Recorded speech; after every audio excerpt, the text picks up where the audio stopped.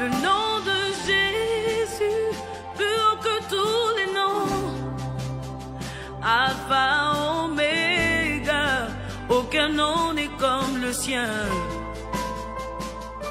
Le nom de Jésus, plus haut que tous les noms.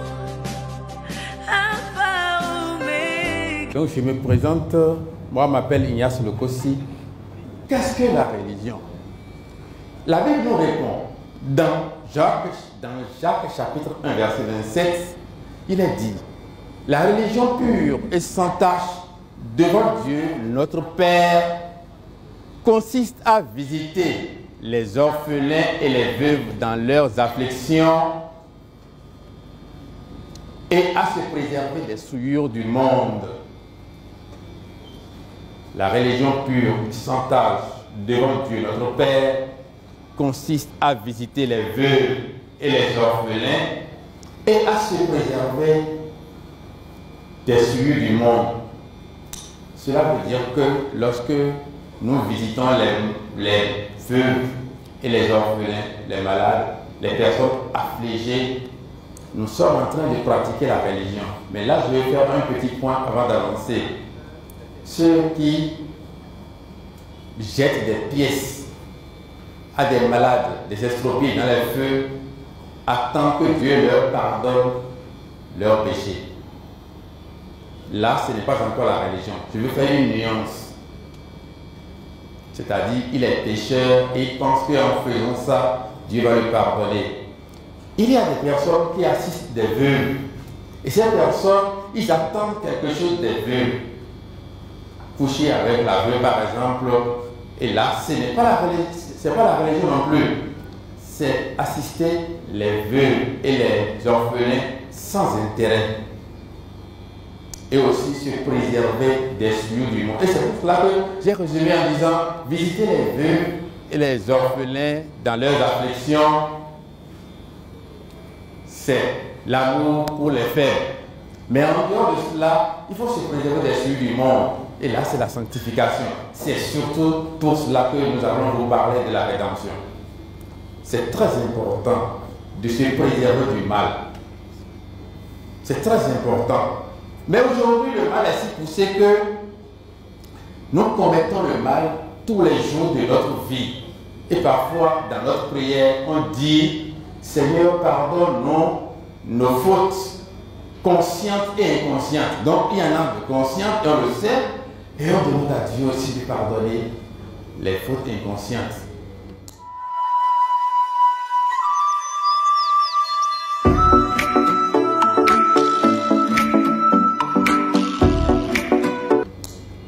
Alors, la rédemption, c'est quoi?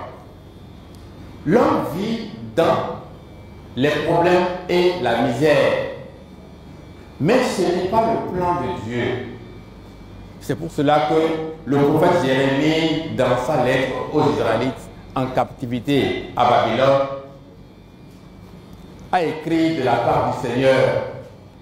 Dans Jérémie 29, verset 11 à 13, il dit, car je connais les projets que j'ai formés sur vous. Ce n'est pas Jérémie qui a dit, c'est le Seigneur qui l'a dit. Dit l'Éternel, projet de paix et non de malheur. Si vous me cherchez de tout votre cœur. Jérémie chapitre 29, verset 11 à 13. Donc Dieu n'a pas prévu pour nous de rentrer dans notre chambre et d'effectuer les larmes avec le dos de la main. Ce n'est pas le plan de Dieu pour nous. Il n'a pas prévu pour nous que après 2 ou 3 ans, après notre mariage, ce soit le calvaire pour chacun de nous de continuer dans ce ménage-là. Ce n'est pas le plan de notre Seigneur, ça. Dieu n'a pas prévu pour nous des enfants qui vont nous torturer, des enfants qui vont nous précipiter dans la tombe. Ce n'est pas le plan de Dieu. Mais c'est ce que nous vivons tous les jours. Et pourquoi est-ce que nous vivons comme ça? Pourquoi nous souffrons? Ésaïe a répondu, Dieu a répondu par la bouche d'Ésaïe en ces termes. Ésaïe 59, verset 1 à 2. Non, la main de l'Éternel n'est pas trop courte pour sauver, ni son oreille trop dure pour entendre. C'est clair. Dieu n'est pas sourd. Et ses mains ne sont pas courtes. Donc, la main de Dieu n'est pas trop courte pour nous sauver, ni son oreille trop dure pour nous entendre. Mais ce sont vos crimes qui mettent une séparation entre vous et votre Dieu. Ce sont vos péchés qui vous cachent sa face et l'empêchent de vous écouter. Je suis en train de parler comme ça de la prière. Cela veut dire que tant qu'il y a une séparation entre nous et Dieu, de par nos crimes, nous allons crier. Mais notre voix ne portera même pas trop loin. Parce que quand je vais crier ici, dans le marché des pauvres, on ne m'entendra même pas. Alors que Dieu n'est pas là. Il est bien loin. Il est bien plus loin que ça. Si je continue de pécher. C'est pour cela qu'on nous a dit, sa main n'est pas que pour nous sauver, son oreille n'est pas trop dure pour nous entendre. Ce sont les crimes qui mettent une séparation entre nous et notre Dieu. C'est pour tout cela que on nous dit le péché, nos crimes constituent une barrière entre nous et Dieu aujourd'hui. Ce n'est pas possible que l'homme puisse penser comme ça. Et c'est comme ça que entre l'homme et Dieu, il y a quelque chose qui se passe, qui empêche que les prières soient entendues, que la main de Dieu se porte sur nous. Pour changer la situation de séparation, Dieu a fait une promesse.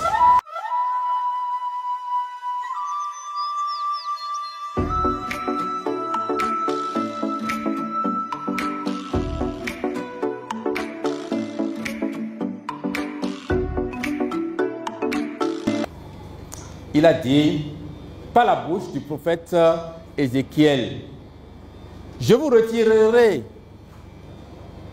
d'entre les nations, je vous rassemblerai de tous les pays et je vous ramènerai dans votre pays. Je répandrai sur vous une eau pure et vous serez purifiés.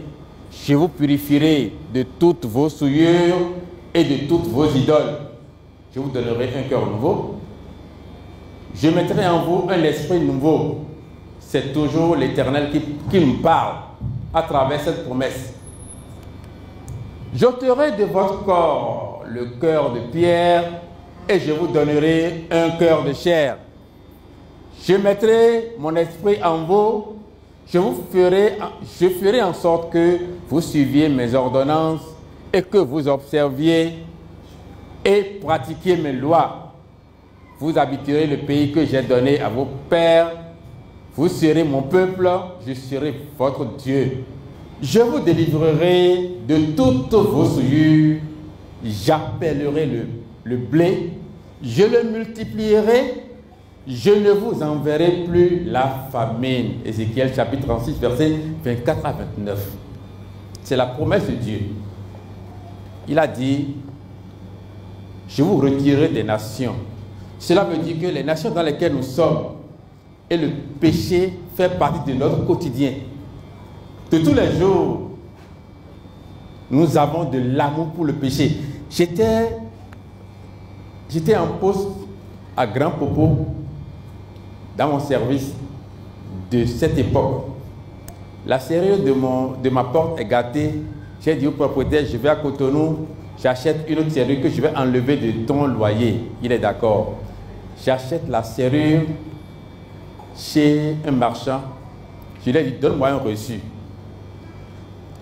Il m'a dit, je mets combien sur le reçu? C'est la question qu'il m'a posée.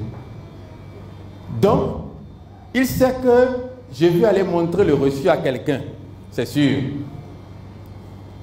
Et parce que je vais aller montrer ça à quelqu'un, pour la plupart des gens qui demandent reçu, on fait de la surfacturation. C'est l'habitude du monde, ça.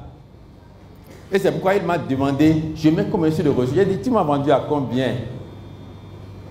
Ce pauvre propriétaire qui s'est débrouillé pour construire une maison afin de jouir de ses biens dans ses vieux jours. Moi, jeune, moins de 30 ans, je vais commencer par lui voler 1000 francs, 1500 ou je ne sais même pas combien, ou 2000. C'est de l'argent de malheur. Mais on ne le savait pas. On pense qu'on est en train de devenir riche. Il faut que nous soyons retirés de ce monde-là. Et là, il a dit, lorsque je vais vous retirer du monde, je verserai sur vous une eau pure et vous serez purifiés. Oui, je vous purifierai de toutes vos souillures et de toutes vos idoles. Parce que nous avons des souillures, mais nous avons aussi des idoles. L'idolâtrie, c'est le fait que le matin, lorsque nous nous levons, nous pensons que lorsque nous rencontrons un homme, cela nous porte bonheur et que c'est une femme qui nous porte malheur. Des innocentes qui ne m'ont rien fait, je commence par les insulter, je commence par les maudire, simplement parce que dans ma tête, c'est un homme qui me porte bonheur. Et même des chrétiens sont esclaves de ces genres d'idoles. Il faut que nous soyons purifiés de ces idoles. De nos souillures également, nous avons besoin d'être purifiés. Mais en dehors des souillures, il dit, je vous donnerai un cœur nouveau. Je suis toujours sur la rédemption. Cela veut dire que notre cœur que nous avons autrefois sera remplacé par un cœur nouveau. Je mettrai en vous un esprit nouveau. J'ôterai de votre corps le cœur de pierre. Je vous donnerai un cœur de chair. Donc en nous, avant la rédemption, c'est un cœur de pierre. Nous savons ce que nous faisons tous les jours. Nous sommes conscients que c'est mauvais, mais on s'entête, on maintient le mal que nous faisons tous les jours. Nous avons du plaisir à le faire. Et de la sorte, nous avons des problèmes tous les jours. On a des difficultés. On ne s'en sort pas. Je disais tout à l'heure, le péché est notre partage. J'étais seul dans la maison. Et le collaborateur est venu me voir une ou deux fois, je ne me rappelle plus combien. Et un jour, il m'a dit, chef, je vais vous trouver une jeune Bariba. Parce que selon lui, quand j'ai été affecté à Parakou, je suis seul ici, à Parakou, mon épouse est à 400 km à Cotonou, j'ai besoin d'une compagnie. Selon les hommes, n'est-ce pas? Et il veut m'aider. J'ai dit, je vais en faire quoi? Il dit, oui, elle va venir vous tenir compagnie. J'ai dit, je n'en ai pas besoin, parce que toute ma vie, jusqu'à l'instant où je te parle, je n'ai jamais connu de femme. Pourquoi ne pas exercer mes prières? Alors que tous les jours, je reçois des messages. Tout récemment, quelqu'un m'a envoyé un message pour m'appeler bébé. J'ai dit, non, on m'appelle Pépé. Vous m'entendez? Non, j'ai dit, non, je ne suis pas bébé, je suis Pépé. Ou bien, n'est-ce pas? Comment vous m'appelez? C'est ça. Je le lui ai rappelé. Le péché est devenu notre partage. Il faut donc qu'on nous enlève ce cœur qui nous retient dans le mal tous les jours. Et c'est ce que Dieu a fait. Il dit, je mettrai mon esprit en vous et je ferai en sorte que vous suiviez mes ordonnances et que vous observiez, pratiquiez mes lois. C'est lui-même qui veut faire, à travers l'esprit qu'il mettra en nous, en sorte que nous allons avoir du plaisir à vivre dans la sainteté. Vous voulez l'expérimenter? C'est l'occasion pour vous aujourd'hui. Suivez le message. C'est ce qu'il a fait pour nous à travers l'esprit qu'il a mis en nous. Vous serez mon peuple désormais. À partir de 500, nous sommes le peuple de Dieu. Il sera notre Dieu. Je vous délivrerai de toutes vos souillures. Et il fait des promesses. Nous allons vivre dans l'abondance parce qu'il va appeler le blé pour nous. Il va multiplier le blé pour nous. Tout ce que nous allons toucher va produire de l'abondance. Mais nous travaillons beaucoup, on se lève tôt, on se couche tard et on est toujours dans le besoin, on est toujours dans le manque. C'est pour cela que Jésus, à son tour, quand il est arrivé, il veut parler également de cette promesse-là, de la rédemption, du salut qu'il veut il veut nous donner l'occasion d'avoir. Et c'est lorsqu'il a rencontré Nicodème, sinon, lorsque Nicodème l'a rencontré, il y a eu un échange. Nicodème, le voyant ressuscité des morts, le voyant marcher sur les eaux, en tout cas faire beaucoup de miracles, il lui a dit, Rabbi, Nous savons que tu es un docteur venu de Dieu, car personne ne peut faire ces miracles que tu fais si Dieu n'est avec lui. Donc pour lui, il voit que Dieu est avec Jésus. Mais Jésus lui a répondu, en vérité, je te le dis, si un homme ne naît de nouveau, il ne peut voir le royaume de Dieu. Donc, quand lui, il était en train de glorifier Jésus pour ses miracles, Jésus lui parle de l'essentiel, la chose la plus importante de sa vie, qui est la nouvelle naissance. Personne ne peut voir le royaume de Dieu s'il ne naît de nouveau. Ce n'est pas resté là. Nicodème, curieux, a dit, comment un homme peut-il naître quand il est vieux? Peut-il rentrer dans le sein de sa mère et naître? Jésus répondit, en vérité, je te le dis, si un homme ne naît d'eau et d'esprit, il ne peut entrer dans le royaume de Dieu. Donc, la nouvelle naissance dont il est question sera opérée par de l'eau et l'esprit que nous ne voyons pas. C'est cette nouvelle naissance que nous voulons vous annoncer aujourd'hui. Ce qui naît d'un père humain est humain. Ce qui est né de la chair est chair. Ce qui est né de l'esprit est esprit. Jean 3, versets 4 à 6. Leur entretien n'est pas fini. Un peu plus loin encore, Jésus a donné une précision par rapport à la nouvelle naissance. Parce qu'il a parlé de l'eau et de l'esprit. L'eau là va venir comment? Il a dit. Et comme Moïse éleva le serpent dans le désert, il faut de même que le Fils de l'homme soit élevé, afin que quiconque croit en lui ait la vie éternelle. Jean chapitre 3, verset 14. Cela veut dire que la nouvelle naissance dont on nous parle, qui doit provenir de l'eau et de l'esprit, doit avoir un rapport avec la croix. Un peu comme il y a un rapport entre ce qui s'est passé au temps de Noé et ce qui se passe aujourd'hui. Noé a dit, rentrez dans l'arche. Ils ont dit, oh, quelle arche? Depuis quand le vieux là, il est devenu fou. Mais ceux qui sont rentrés ont été sauvés par l'eau du déluge. L'eau du déluge n'a pas touché leur corps. Tous ceux qui sont immergés sont morts. Je suis en train de citer comme ça. 1 Jean chapitre 3. Non, 1 Pierre, pardon. 3 du verset 18 vers le verset 21. Tous ceux qui sont touchés par l'eau sont morts. Mais ceux qui ne sont pas touchés, parce qu'ils ont cru, ils ont eu la vie. Cette eau est une image du baptême qui nous sauve maintenant. 1 Pierre 3, verset 21. Et nous l'écrivons parfois sur les livres de baptême, mais il faut les effacer parce que vous allez comprendre tout à l'heure pourquoi. Alors, Jésus a promis une nouvelle naissance avec de l'eau et l'esprit, mais Dieu dit, je verserai sur vous l'eau pure qui vous purifiera de vos souillures, de vos idoles. Les Israélites ont été rebelles et des serpents sont venus les tuer. Les hommes d'aujourd'hui sont rebelles aussi. Nous sommes rebelles parce que nous pensons que notre épouse, que nous avons épousée, nous avons prise dans notre jeunesse, quand on n'avait rien là. Maintenant, quand on commence à avoir de l'argent et on a une voiture, on dit, cette femme ne peut pas rentrer dans ma voiture. Elle ne mérite pas. On trouve la femme belle qui peut maintenant vivre la vie que nous menons. Et Dieu est là, il voit. Et nous prions. Comment Dieu va exaucer ces prières-là? Ne voyez-vous pas qu'il y a un problème?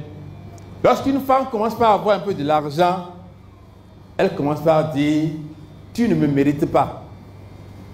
Cette personne qui t'a mérité, avec qui tu as eu peut-être 2 ou 3 enfants, à partir d'un moment donné, il ne te mérite plus. Et qu'est-ce qui s'est passé? Parce que Dieu t'a béni. Ou bien parce que ta peau est toujours propre. Et quand tu sors, des hommes te disent, tu es belle madame.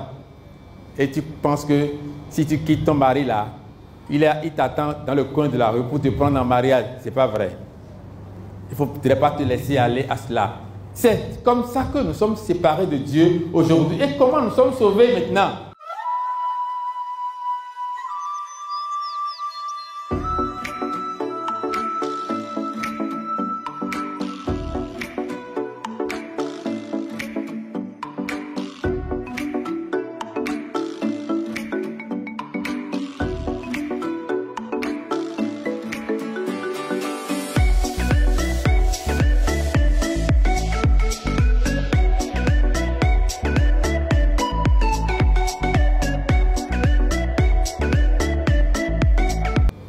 accompli la promesse qui est faite depuis Ézéchiel dans le livre de Jean chapitre 19 verset 34. Qu'est-ce qui s'est passé avant qu'on ne cite ce verset? C'était au moment où Jésus a fini sa mission. Les hommes ont décidé de mettre la main sur lui, ils l'ont arrêté, ils l'ont mis à la croix et c'était un vendredi. Le samedi, c'était le sabbat, on ne travaille pas. Donc on ne peut pas faire un enterrement ce jour-là. Alors qu'est-ce qu'il faut faire? Il faut faire quelque chose pour que les personnes qui sont à la croix, Jésus au milieu et deux malfaiteurs, l'un à droite et l'autre à gauche, puissent mourir avant le sabbat, le jour où on ne doit pas travailler. Et qu'est-ce qu'ils ont fait? Ils ont demandé la permission pour aller leur briser les os. Ils ont brisé les os du premier et du deuxième et ils sont arrivés sur Jésus au milieu. Lui, il est déjà mort. Alors qu'est-ce qu'ils ont fait? Jean 19, verset 34. Mais un des soldats lui perça le côté avec une lance et aussitôt il sortit du sang et de l'eau. Celui qui l'a vu en a rendu témoignage et son témoignage est vrai. Il sait qu'il dit vrai afin que vous croyiez aussi. C'est capital. Ils lui ont percé le côté, c'est facile, mais il y a un miracle qui s'est produit. Il y a eu du sang et de l'eau qui étaient versés. Normalement, si on perce le côté à quelqu'un qui est déjà mort, on ne peut pas avoir du sang et de l'eau. Non, mais chez lui, on a vu du sang et de l'eau qui ont coulé. Celui qui a vu en a rendu témoignage et son témoignage est vrai. Et plus encore, lui, c'est qu'il dit vrai pour que toi et moi, on croit en cela. Donc, c'est quelque chose qu'il faut croire. Si jusqu'à ce matin, vous n'avez pas encore eu l'occasion de croire à l'eau, parce que beaucoup croient déjà au sang, à leur manière également, ce matin, cette conférence vous donne l'occasion de croire en cette eau-là, parce qu'elle a opéré quelque chose dans notre vie de chrétien. Qu'est-ce que ces éléments-là ont fait dans notre vie?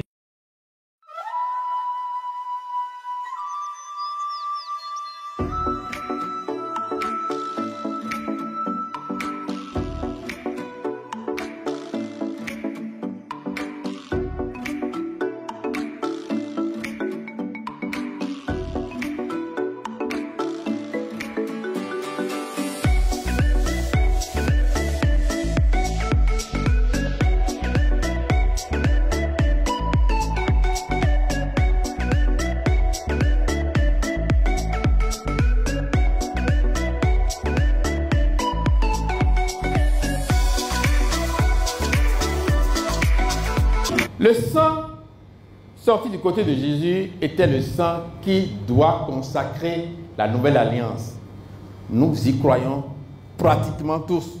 Et c'est pour cela que lorsque quelqu'un se lève et dit « Sang de Jésus, sauve-moi », on plonge la route, le véhicule, tout ce qu'on a dans le sang.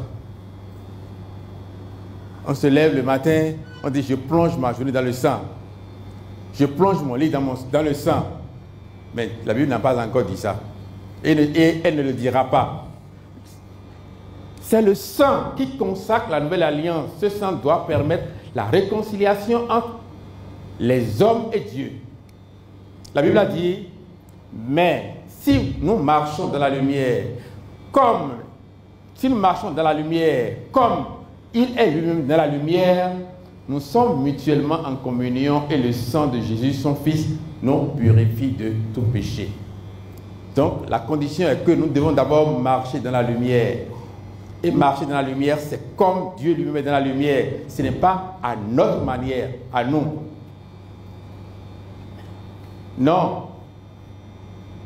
Nous pensons que, je ne sais pas, regardez un peu dans vos portables. Est-ce que vos épouses peuvent voir tous les numéros que vous avez dans vos portables? Et pourquoi elle ne peut pas voir? Pourquoi il y a des numéros sur lesquels on a mis Cristiano Ronaldo? Pourquoi est-ce qu'il y a des numéros sur lesquels on a mis des noms fantaisistes? Dans certains portables, il y a des images masquées avec code. Mais ton code n'empêche pas Dieu de voir ces images-là. Donc ce que tu as caché aux hommes, Dieu le voit. Et ce sont ces choses-là qui te séparent de Dieu. Pourquoi tu l'as caché? Parce qu'on ne peut pas voir. Mais ce on-là, c'est toi. Non, ce on-là, c'est nous, les hommes. Il y a quelqu'un qui dépasse ton code. Il y a quelqu'un qui sait, qui connaît les numéros que tu as dans ton portable, les numéros pour lesquels tu as mis des noms bizarres. Et c'est pour cela que il faut que nous commencions par marcher dans la lumière. Et quand ton portable va sonner, tu ne vas pas courir de la douche avec le risque de tomber pour que ta femme ne décroche pas. Le sang de Jésus, son Fils, ne te purifie pas de tes péchés.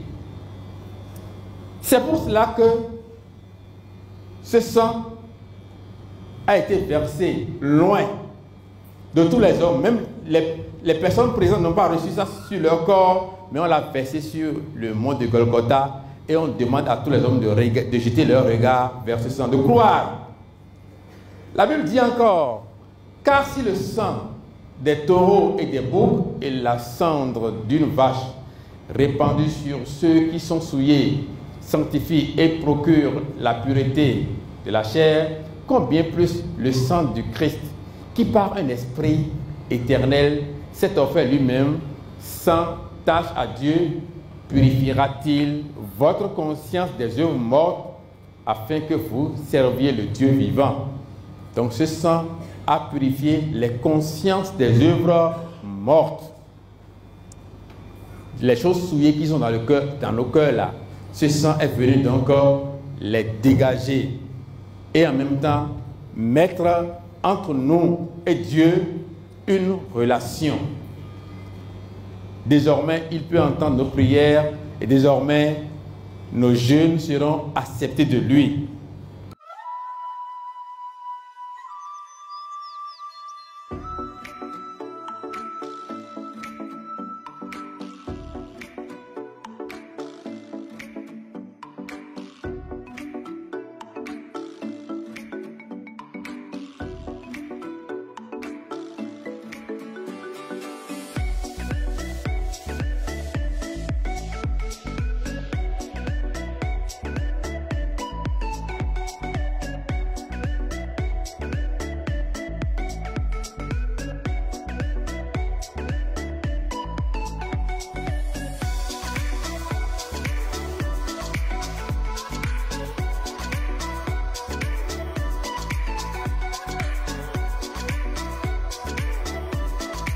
Alors, en dehors donc du sang, il y a eu de l'eau. Et quel est le rôle de cette eau? Cet élément-là est resté inconnu du grand monde jusqu'à ce jour. Et c'est pour cela que nous sommes en train de faire l'effort de l'annoncer au grand nombre.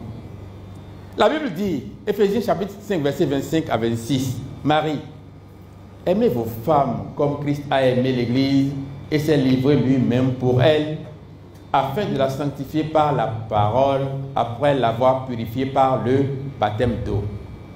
Le Christ qui s'est livré pour nous a sanctifié l'Église par la parole, et avant de le faire, lui-même, il a purifié l'Église avec le baptême d'eau. Donc, il y a un baptême d'eau que le Christ même a fait pour l'Église. Ce n'est pas par individu, mais il a fait pour l'Église. Et tout homme qui croit maintenant en cette eau rentre dans l'Église par la porte qui lui est ouverte à travers ce baptême-là. Vous devenez une autre personne à partir de ce moment-là, parce que ce que Christ a fait, c'est qu'il s'est livré lui-même pour l'Église afin de la sanctifier. Et c'est ça qui est la vraie religion. Ce que j'ai dit au début, Jacques chapitre 1 verset 27, il l'a sanctifié par la parole après l'avoir purifié par le baptême d'eau. Donc cette eau qui est sortie avec le sang, c'est l'eau avec laquelle Jésus a baptisé l'Église. Et tous ceux qui croient sont baptisés dans cette église-là. C'est pour cela que quand Jésus est allé vers Jean-Baptiste, il a dit, pourquoi tu viens vers moi? Normalement, c'est moi qui serais venu vers toi pour être baptisé par toi.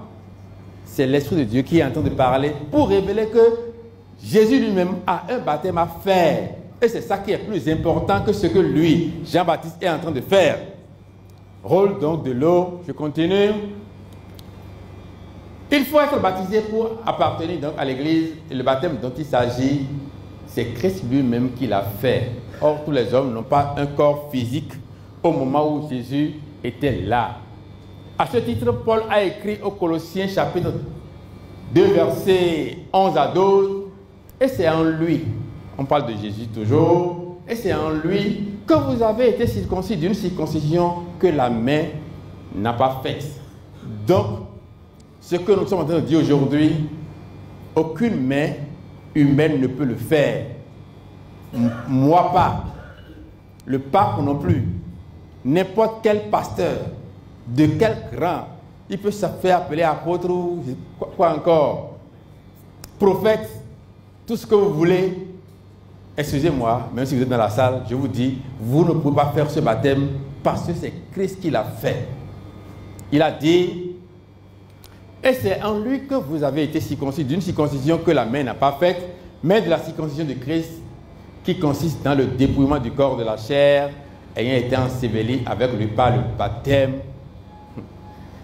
Vous êtes aussi ressuscités en lui et avec lui par la foi en la puissance de Dieu qui l'a ressuscité des morts.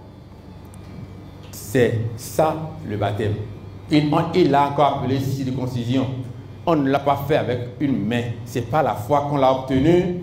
Et c'est ce baptême qui permet donc à ce que nous soyons ressuscités avec lui. Nous sommes devenus une autre personne. La Bible dit dans 2 Corinthiens 5, verset 17, celui qui s'unit à Christ devient une nouvelle créature. Vous devenez une autre personne. Votre épouse va dire, mais mon mari a changé. Qu'est-ce qui s'est passé? Votre mari va dire, il y a quelque chose qui a changé en toi.